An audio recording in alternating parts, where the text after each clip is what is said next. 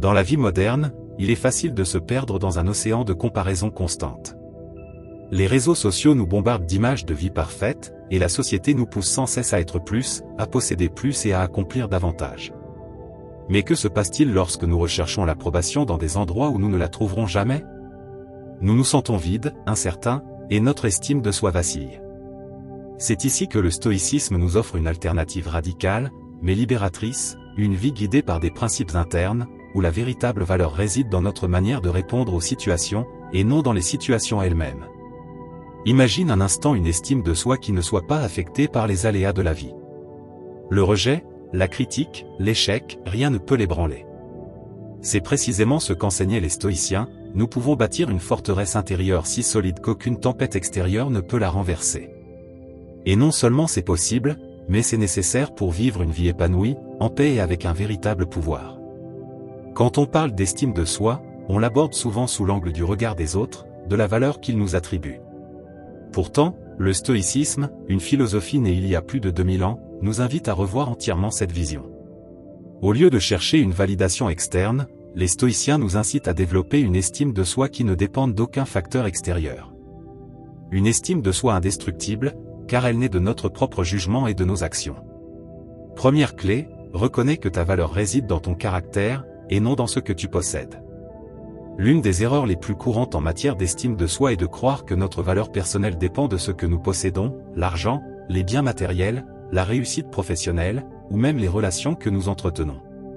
Mais les stoïciens, avec leur vision si claire de ce qui compte réellement, nous rappellent que la véritable valeur se trouve dans notre caractère, et non dans nos possessions ou nos succès extérieurs. Sénèque, l'un des plus grands philosophes stoïciens, disait: la richesse ne consiste pas à posséder beaucoup, mais à avoir peu de besoins. Cette phrase illustre parfaitement que la valeur ne réside pas dans l'accumulation de biens, mais dans la construction d'un caractère fort et vertueux. Lorsque tu prends conscience de cela, tu commences à te libérer de ce désir constant d'avoir plus ou de te comparer aux autres en fonction de ce que tu possèdes ou non.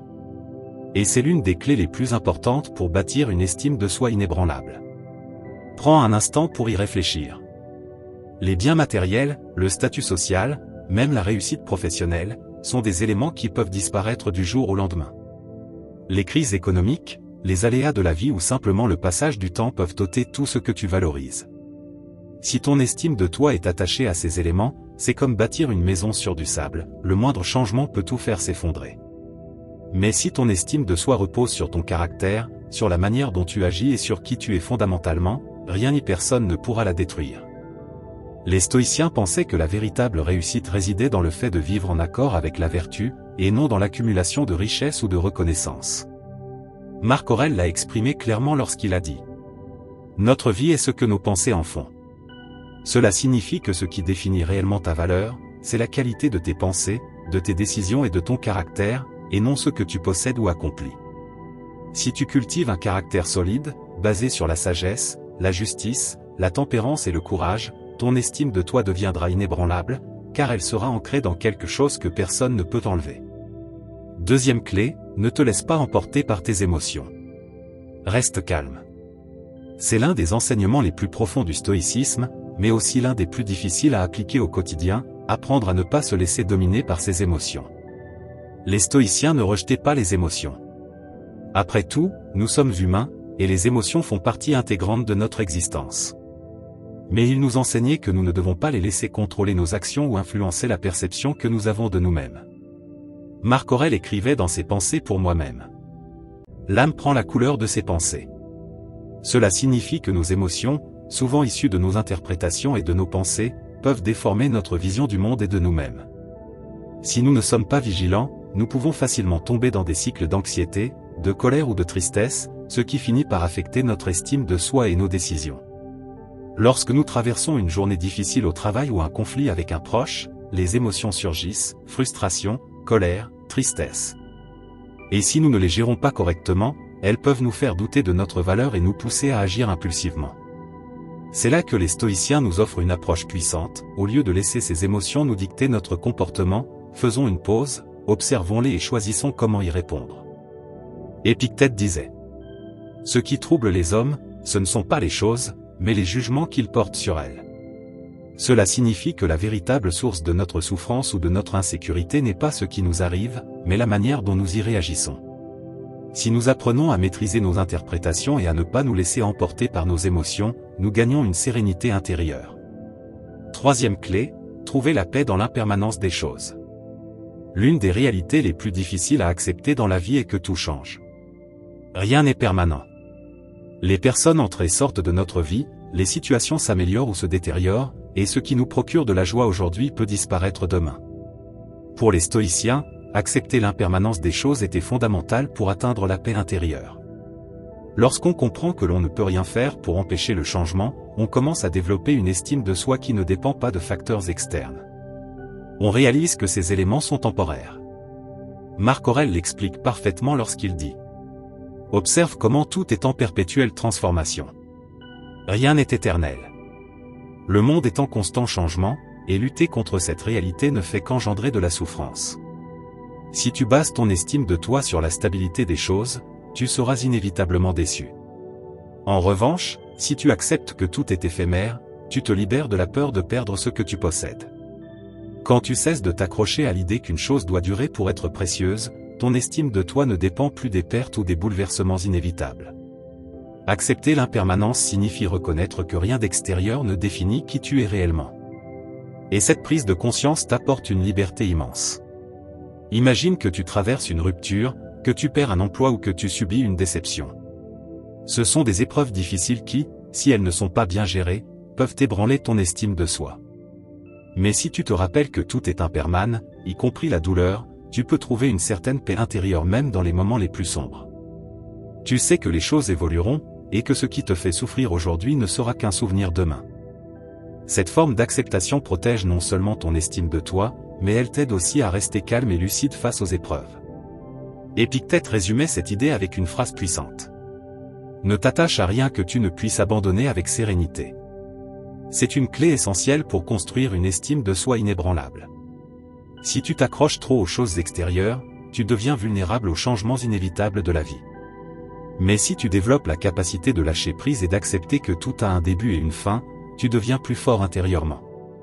Ton estime de toi ne repose alors plus sur ce que tu possèdes, mais sur qui tu es, indépendamment des circonstances. Accepter l'impermanence ne signifie pas que tu dois être indifférent aux personnes ou aux choses qui te tiennent à cœur. Il s'agit plutôt de comprendre que tout a son propre cycle, et qu'une fois celui-ci terminé, tu peux laisser aller sans que cela affecte ta valeur personnelle. Cette sagesse te protège non seulement d'une estime de soi fragile, mais elle t'apporte aussi une sérénité rare. Tu réalises que le changement fait partie de la vie, et au lieu de le combattre, tu apprends à évoluer avec lui. Lorsque tu appliques cette clé au quotidien, ta perception des événements change.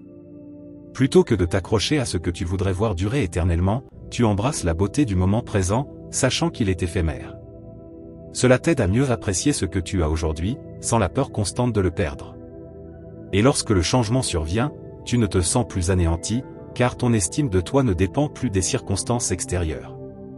Elle reste solide, ancrée dans une compréhension profonde de la nature de la vie. L'impermanence est une réalité incontournable, mais en trouvant la paix en elle, tu deviens imperméable aux pertes et aux bouleversements. Au lieu de lutter contre ce que tu ne peux pas contrôler, tu apprends à lâcher prise et à te faire confiance pour affronter chaque nouvelle situation. C'est ainsi que naît une estime de soi inébranlable, qui ne vacille pas face aux hauts et aux bas de l'existence. Alors, chaque fois que tu fais face à un changement ou une perte, rappelle-toi.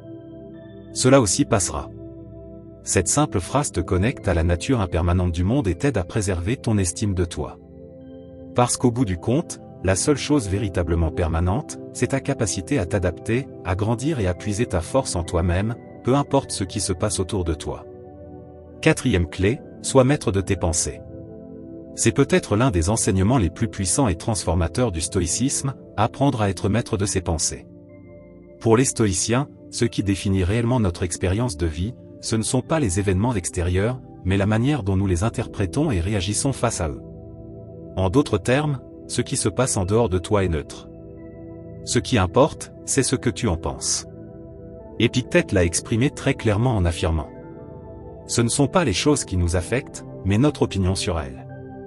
Cette phrase a une profondeur immense, car elle te rappelle que, bien que tu ne puisses pas contrôler ce qui se passe dans le monde, tu as en revanche le pouvoir de contrôler la manière dont tu le perçois. Et lorsque tu deviens maître de tes pensées, tu commences à réaliser que beaucoup de choses qui t'affectaient profondément auparavant n'ont en réalité aucun pouvoir sur toi, à moins que tu ne leur en donnes. Quel lien avec l'estime de soi? C'est très simple. Ton estime de toi est souvent directement influencée par les pensées que tu as à ton propre sujet. Si tu passes ton temps à te dire que tu n'es pas assez bon, que tu échoues ou que tu n'as pas la valeur que d'autres ont, alors il est inévitable que ton estime de soi en souffre. Mais si tu prends le contrôle de ces pensées et que tu les remplaces par une narration plus constructive, tu commences à bâtir une estime de soi solide, fondée sur une perception plus réaliste et plus saine de toi-même. Dans la réalité du quotidien, notre esprit génère en permanence des pensées, certaines positives, d'autres négatives. Les stoïciens nous invitent à être attentifs à ces pensées et à ne pas nous laisser emporter par elles de manière automatique. Marc Aurèle écrivait dans ses Pensées pour moi-même. Le bonheur de ta vie dépend de la qualité de tes pensées. Cela signifie que si tu t'efforces de maintenir des pensées constructives, sereines et ancrées dans la réalité, ton estime de toi s'en trouvera considérablement renforcée. Une nuance essentielle. Être maître de ses pensées ne signifie pas ignorer les pensées négatives ni forcer une positivité toxique. Il s'agit plutôt d'observer tes pensées de manière objective, sans jugement ni attachement. Si une pensée négative survient, comme « je ne suis pas à la hauteur », au lieu de l'accepter comme une vérité absolue, prends un moment pour l'examiner et te poser la question. Cette pensée reflète-t-elle vraiment la réalité? M'aide-t-elle ou me limite-t-elle? Ce simple acte de questionner tes pensées change radicalement la donne. Tu réalises alors que toutes les pensées qui traversent ton esprit ne sont pas forcément vraies et que tu as le pouvoir de choisir lesquelles garder et lesquelles laisser partir. Cela te donne un contrôle immense sur ta vie intérieure, car tu cesses d'être victime de tes pensées pour en devenir l'architecte. Sénèque nous rappelait également l'importance de ne pas nous laisser piéger par des pensées négatives. L'homme souffre davantage dans son imagination que dans la réalité. Bien souvent, la souffrance que nous ressentons ne vient pas de ce qui se passe réellement, mais de nos interprétations exagérées ou déformées des événements. En prenant le contrôle de ces pensées, tu peux réduire la souffrance inutile et maintenir une estime de toi plus équilibrée. Comment appliquer cette clé dans ton quotidien? Commence par prêter attention aux pensées qui émergent lorsque tu fais face à un défi ou à une situation qui ébranle ta confiance. Ces pensées t'aident-elles à avancer, ou au contraire, te freinent-elles? Si elles te limitent, ne les accepte pas aveuglément. Demande-toi si elles sont vraiment utiles, et si ce n'est pas le cas, remplace-les par une perspective plus réaliste et constructive. Cela ne signifie pas ignorer les difficultés ou se convaincre que tout va bien alors que ce n'est pas le cas.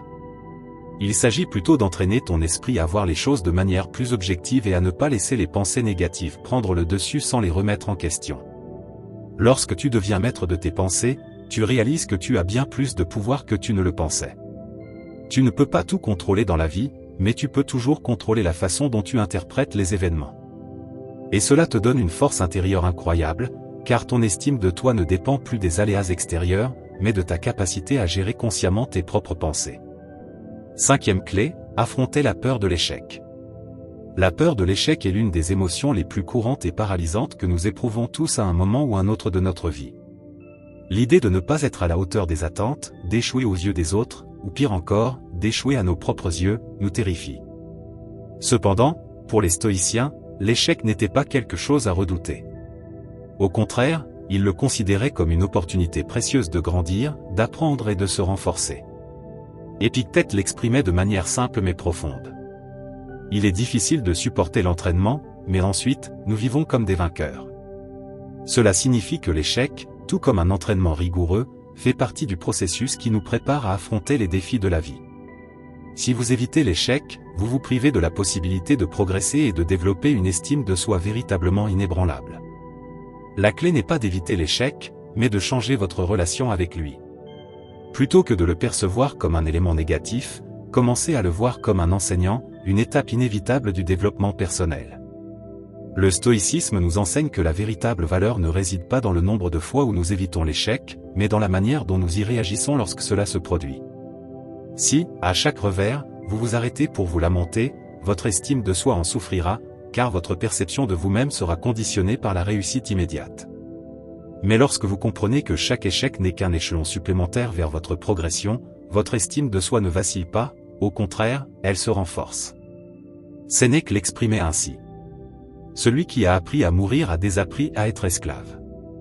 Dans ce contexte, mourir peut être interprété comme l'apprentissage de l'échec sans crainte. Car une fois libéré de la peur de l'échec, vous n'en êtes plus l'esclave. Vous cessez de vivre sous la pression constante de la perfection et de la réussite à tout prix. Et en vous affranchissant de cette pression, vous découvrez que vous êtes capable de bien plus que ce que vous imaginiez. Quel impact sur votre estime de soi? C'est simple, si votre estime de soi repose sur le fait de ne jamais échouer, elle sera fragile, car l'échec est inévitable. Mais si vous acceptez l'échec comme une partie intégrante du processus, votre estime de soi deviendra bien plus solide. Vous comprendrez que votre valeur ne se mesure pas à un seul résultat, mais à votre capacité à vous relever, à apprendre et à avancer. En d'autres termes, votre estime de soi ne sera plus un tout ou rien basé sur la réussite, mais le reflet de votre résilience et de votre développement personnel. Comment appliquer cette clé dans votre vie? Pour intégrer cette clé, commencez par changer votre perception de l'échec. La prochaine fois que vous échouez, que ce soit dans un projet, une relation ou un objectif, arrêtez-vous un instant et posez-vous ces questions. Que puis-je apprendre de cela? Comment cet échec m'aide-t-il à devenir meilleur?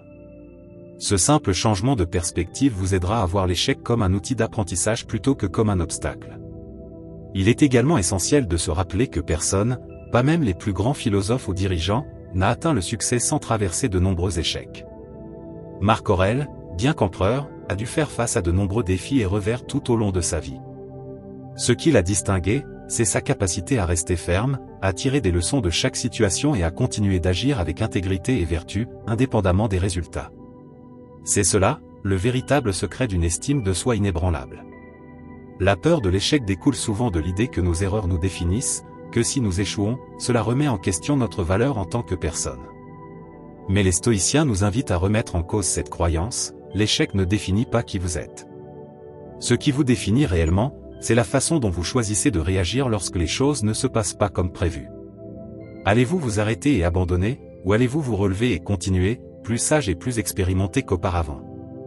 La prochaine fois que vous ressentirez cette peur de l'échec, souvenez-vous, ce n'est pas la fin du monde et cela ne remet pas en cause votre valeur. Ce n'est qu'une étape naturelle du processus d'apprentissage, de croissance et d'amélioration de soi. Lorsque vous acceptez cela et que vous affrontez l'échec avec courage, votre estime de soi ne dépend plus du fait de gagner ou de perdre. Elle repose sur votre capacité à persévérer et à vous adapter, ce qui vous rend bien plus fort. Sixième clé, pratique la gratitude pour ce que tu as maintenant. Dans la société moderne, il est très facile de tomber dans le piège du « toujours plus de succès, plus d'argent, plus de reconnaissance ». Nous vivons dans un monde qui nous bombarde constamment de l'idée que nous devons chercher ce qui nous manque pour être heureux. Mais pour les stoïciens, la véritable force et l'estime de soi ne résident pas dans ce que nous n'avons pas encore atteint, mais dans la capacité à apprécier et à être reconnaissant pour ce que nous avons déjà. Sénèque disait: « Ce n'est pas le manque de ce que nous avons qui nous rend malheureux, mais le manque de gratitude pour ce que nous avons déjà. » Cette simple vérité est essentielle pour construire une estime de soi solide. Lorsque l'on vit dans un état constant de mécontentement, en croyant qu'il faut plus pour se sentir valable, on se condamne à une insatisfaction perpétuelle. Et cette insatisfaction ronge l'estime de soi, car il semble toujours manquer quelque chose pour être complet. À l'inverse, lorsque l'on pratique la gratitude, lorsque l'on prend réellement le temps de valoriser ce qui est déjà présent dans notre vie, notre perspective change totalement. La gratitude n'est pas seulement un sentiment agréable, c'est une pratique puissante. Prends un moment pour réfléchir à ce que tu as déjà, ta santé, tes relations, tes réussites, voire même les petites choses du quotidien. Tu comprendras alors que tu as déjà une grande valeur. Le besoin de validation externe diminue, car tu apprends à voir la richesse de ce que tu possèdes déjà. Marc Aurèle évoquait également cette idée d'en penser pour moi-même, en nous invitant à accueillir tout ce qui arrive comme si nous l'avions désiré. Cela ne concerne pas uniquement les circonstances extérieures, mais aussi ce que nous possédons déjà. Le problème est que nous avons tendance à tenir pour acquis ce que nous avons, car nous sommes trop concentrés sur ce qui nous manque. Mais lorsque tu prends le temps de reconnaître ce qui est déjà là, tu réalises que tu as bien plus que tu ne le pensais, et ton estime de toi se nourrit de ce sentiment d'abondance. Comment la gratitude influence-t-elle ton estime de soi? C'est simple, si tu es constamment dans un état de manque, en pensant à ce que tu n'as pas, tu finiras par ressentir que tu n'es pas suffisant. Mais si tu te concentres sur ce que tu possèdes déjà, tu comprendras que tu n'as pas besoin de plus pour être précieux. Tu es bien tel que tu es. Cette sensation de plénitude renforce ton estime de toi, car tu ne poursuis plus l'illusion qu'un jour, lorsque tu auras atteint quelque chose de plus, tu seras enfin heureux. Non, tu es heureux maintenant, car tu as déjà des raisons d'être reconnaissant. Un autre pouvoir de la gratitude réside dans son impact sur notre façon de voir les défis et les difficultés. Plutôt que de ne voir que ce qui va mal, on apprend à trouver un motif de reconnaissance même au cœur de l'adversité. Cela développe une résilience incroyable, car tu ne perçois plus le monde à travers le prisme du manque, mais comme une opportunité d'apprendre, de grandir et d'apprécier ce que tu as. Épictète l'exprimait ainsi. La richesse ne consiste pas à posséder beaucoup, mais à avoir peu de besoins. Pratiquer la gratitude t'aide à réduire ces besoins artificiels que nous nous créons. Nous nous persuadons que nous devons avoir telle ou telle chose pour être heureux, alors qu'en réalité, lorsque nous sommes reconnaissants pour ce que nous avons déjà, nous comprenons que nous avons besoin de bien moins que nous ne le pensions. Cette prise de conscience est incroyablement libératrice pour l'estime de soi. Comment appliquer cette clé? Fais de la gratitude une habitude quotidienne. Chaque soir, prends un moment pour réfléchir à 3 choses pour lesquelles tu es reconnaissant. Il ne s'agit pas forcément de grandes choses. Parfois, ce sont les petits détails qui ont le plus d'impact, un bon repas, une conversation enrichissante, un petit succès au travail. Cette pratique te fera passer d'un état d'esprit de manque à un état d'abondance. Elle renforcera aussi ton estime de toi, car lorsque tu réalises que tu as déjà beaucoup, ton regard sur toi-même change. Tu ne cherches plus la validation à travers des éléments extérieurs ou futurs, car tu comprends que tu as déjà de la valeur, ici et maintenant. 7e clé, cultive l'indépendance émotionnelle. L'un des principes fondamentaux du stoïcisme est que notre bonheur et notre bien-être ne doivent pas dépendre de facteurs extérieurs. Cela inclut nos émotions, en particulier celles liées aux autres.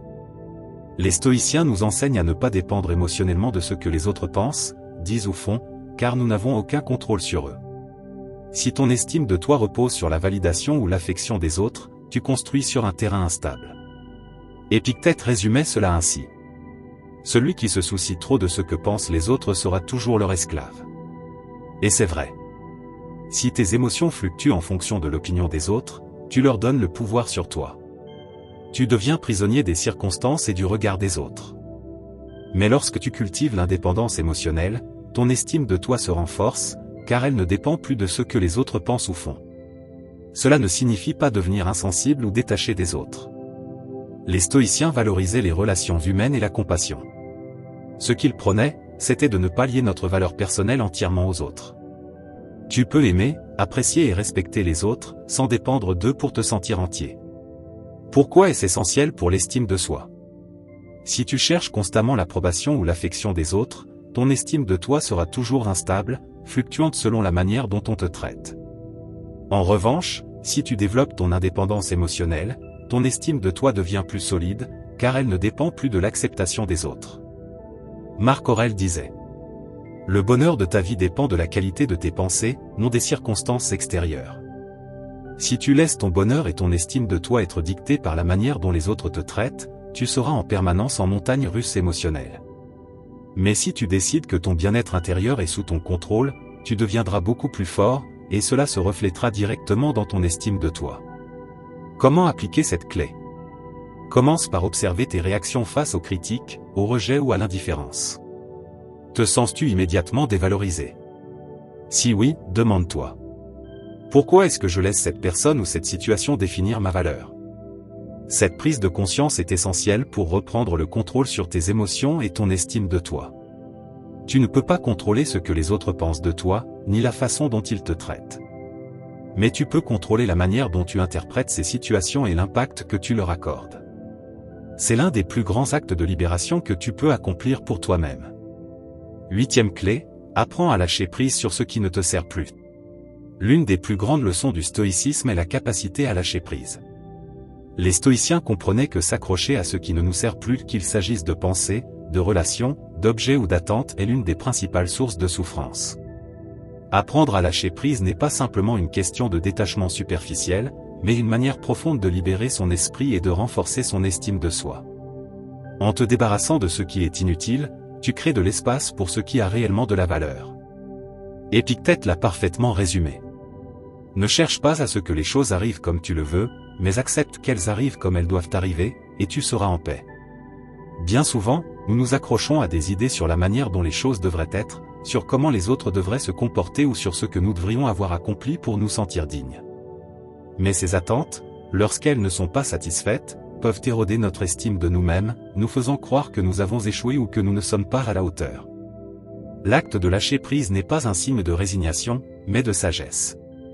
Reconnaître que certaines choses, situations ou personnes n'ont plus de rôle positif dans ta vie et les laisser partir est un acte de force, non de faiblesse. En lâchant prise, tu reprends le contrôle de ta vie, car tu cesses de t'enchaîner à ce que tu ne peux pas changer ou à ce qui te freine. Cela a un impact direct sur ton estime de soi. Comment lâcher prise renforce ton estime de soi? Lorsque tu t'accroches à ce qui ne te sert plus, qu'il s'agisse de croyances limitantes, de relations toxiques ou d'objectifs obsolètes, ton estime de soi en souffre, car tu te lies à quelque chose qui te restreint. Mais lorsque tu apprends à lâcher prise, tu te libères de ces poids inutiles et tu récupères ton énergie. Tu réalises que tu n'as pas besoin de tout porter et que tu peux avancer plus léger et plus confiant. Dans Penser pour moi-même, Marc Aurèle écrivait: élimine ton opinion et la plainte disparaîtra. Élimine la plainte et la souffrance s'évanouira. Cela illustre bien l'idée que, souvent, ce qui nous fait souffrir n'est pas ce qui arrive, mais la manière dont nous nous accrochons à certaines attentes ou idées.